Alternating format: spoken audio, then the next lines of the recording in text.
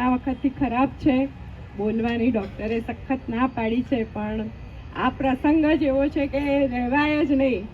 અને ભાઈએ વાત કરી કે આપણો આ 77th રિપબ્લિક ડે છે, એટલે કે આપણે 77 વર્ષથી પણ વધારે વર્ષોથી આઝાદ થઈ ગયા છે, પરંતુ હજી પણ આપણે ગુલામી માનસિક વૃત્તિમાંથી બહાર નથી નીકળ્યા.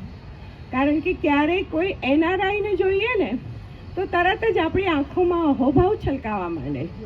કોઈ ઇમ્પોર્ટેડ વસ્તુ જોઈએ ને તો પણ આશ્ચર્યમાં આપણે મગ્ન થઈ જઈએ. શા માટે આવું છે? આટલા વર્ષો પછી પણ શા માટે આપણી વૃત્તિ આવી છે? તો આપણા જ પીએમ નરેન્દ્રભાઈ મોદીએ એક ભાષણમાં કહ્યું હતું, એ તારીખ કે કશું મને યાદ નથી કે ક્યાં કહ્યું હતું, પણ એમના એ શબ્દો મને હજી પણ યાદ છે. એમણે કહ્યું હતું કે આપણે ગુલામીની માનસિકતામાંથી ક્યારે બહાર આવીશું? જ્યારે આપણને આપણો ભવ્ય ભૂતકાળ યાદ હશે ત્યારે, જ્યારે આપણને આપણી સાંસ્કૃતિક વિચારધારા યાદ હશે તો જ આપણે આ માનસિકતામાંથી બહાર આવીશું.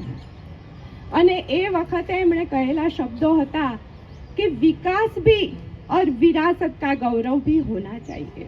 तो આજે હું એ વિરાસતની આપણે વાત કરીશ કે આપણો ભવ્ય ભૂતકાળ કેટલો ભવ્ય હતો. આપણો એ ભૂતકાળ, આપણી સાંસ્કૃતિક વિચારધારા કેટલી શ્રેષ્ઠ છે એનું આપણને કદાચ ખબર જ નથી. તો ભારત એટલે શું એને આજે આપણે જાણવાનો પ્રયત્ન કરીએ. ભારત એટલે પરંપરાઓનો દેશ, સંસ્કાર અને સંસ્કૃતિનો વડલો અને સર્વને સાથે રહીને એક વિકસતી સનાતની વેલ એટલે મારું ભારત.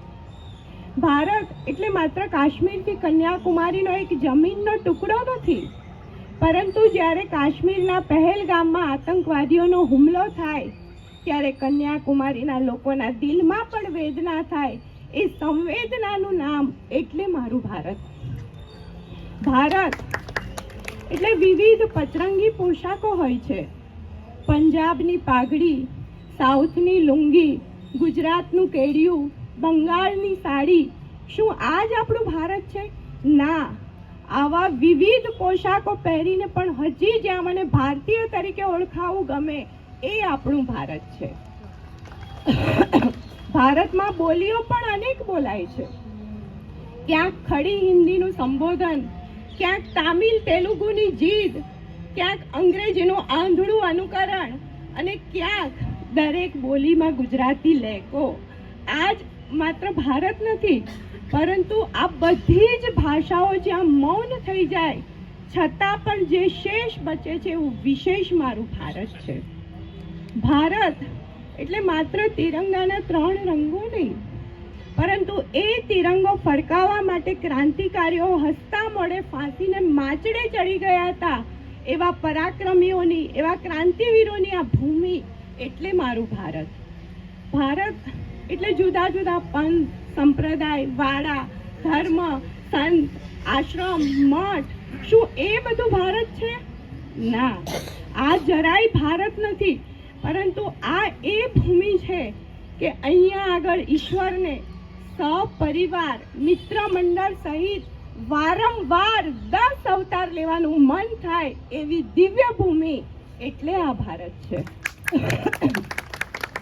ભારત એટલે આપણે જોઈશું કે ટીલા, ટપકા, ઢોલ, નગારા, આરતી, પ્રસાદ, કર્મ, કાંડ, હોમ, હવન. શું આ ભારત છે? ના. આ બધું ના હોય છતાં પણ જ્યાં કણ કણમાં ઈશ્વર હોવાની અનુભૂતિ થાય એવું પાવન એ મારું ભારત છે. ભારત એટલે માત્ર વિશ્વને શૂન્યની કે દશાંશ પદ્ધતિની શોધ આપનાર નથી, પરંતુ વિચાર શૂન્ય બનાવવાની ટેકનિક એટલે કે ધ્યાન અને યોગ એ પણ વિશ્વને આપનાર એ મારું ભારત છે.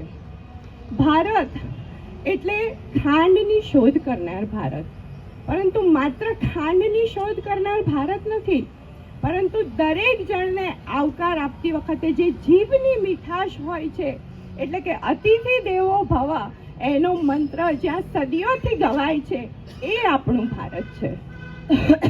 ભારત એટલે 5-10 હજાર વર્ષ પહેલા ગળથુથીમાં સમજાવવામાં આવે છે એ આપણું ભારત છે. આજથી 5000 વર્ષ પહેલા કુરુક્ષેત્રના મેદાનમાં ખુદ યોગેશ્વર ભગવાને કહ્યું કે યોગા કર્મશુ કૌશલમ, એટલે કે તારું કામ એ જ તારો યોગ છે.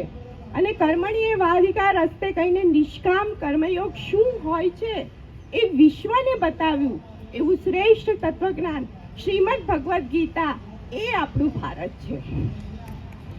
બુદ્ધ અને મહાવીર એની વિચારધારા એ જ માત્ર ભારત નથી, પરંતુ અઢળક સંપત્તિ અને અઢળક ઐશ્વર્યની વચ્ચે પણ એ ચકાચોંધ રોશનીથી ત્યાગનો દીવો અને સાધનાનો દીવો જ્યાં પ્રગટે છે એ આપણું ભારત છે.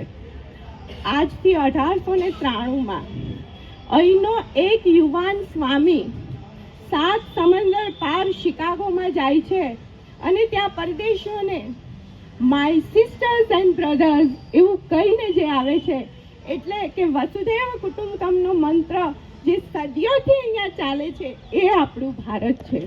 તો આ ભારતની હું વાસી છું, આવા ભવ્ય ભૂતકાળ મારો છે, તો એનું મને ગૌરવ હોવું જોઈએ. અને તે જ હું આજના દિવસે કહીશ કે મારાથી બોલાતું નથી, એટલે આજકાલ ઘણું બધું કહેવાનું છે, પણ આટલું ઇનફ છે કે આટલું પણ આપણે સમજીશું તો આપણને ભારતીય તરીકેનો ગૌરવ થશે અને આપણે ક્યારેય ગુલામીની માનસિકતા આપણામાં આવશે નહીં અને એમાંથી આપણે બહાર નીકળીશું. તો આ વાત આપણે આપણા મિત્રોને કહીશું, આપણી નેક્સ્ટ જનરેશનને પણ કહીશું, તો જ એક ભારતીય તરીકેનું મને ગૌરવ લાગશે. એ જ આજના દિવસનું મુખ્ય સંકલ્પ છે કે હું ભારતીય છું એનું મને ગૌરવ હોવું જ જોઈએ. જય હિન્દ.